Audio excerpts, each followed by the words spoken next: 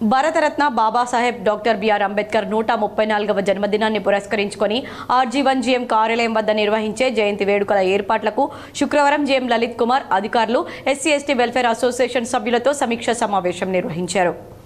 ఈ సందర్భంగా జీఎం మాట్లాడుతూ భారతరత్న బాబాసాహెబ్ డాక్టర్ బిఆర్ అంబేద్కర్ జన్మదినాన్ని పురస్కరించుకొని RG one SC ST welfare association సభ్యుల సమన్వయంతో నిర్వహించే అంబేద్కర్ జయంతి వేడుకలు ఘనంగా నిర్వహించాలని తెలిపారు. జీఎం కార్యాలయం దగ్గర అంబేద్కర్ విగ్రహానికి పూలమాల ఆవిష్కరణ కార్యక్రమం ఉంటుందని జీఎం తెలిపారు. ఇందుకు సంబంధించి అంబేద్కర్ విగ్రహానికి పూలతో డెకరేషన్, లైటింగ్, షామియానాలు, తాగునీరు, మైక్ సెట్ ఏర్పాటు చేయాలని అధికారులను ఆదేశించారు.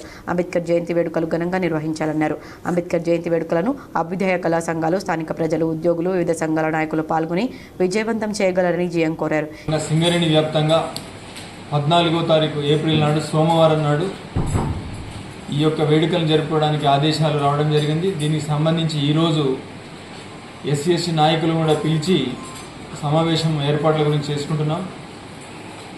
దీనికి సంబంధించి 14వ తారీఖు నాడు సింగరేణి సంస్థ సెలవును కూడా ప్రకటించడం జరిగింది.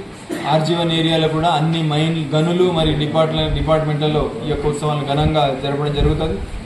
అందులో భాగంగా ఆర్జీవన్ ఏరియా జీఎం ఆఫీసు ఎదురుగా ఉన్న అంబేద్కర్ గారి విగ్రహం సమీపంలో సాంస్కృతిక కార్యక్రమాలు ముఖ్య అతిథుల సమక్షంలో మరియు సింగరేణి ఉద్యోగులు వారి అందరి యొక్క పాల్గొనడంతో ఈ యొక్క కార్యక్రమాలను ఘనంగా జరపడానికి ఏర్పాట్లన్నీ జరుగుతున్నాయి.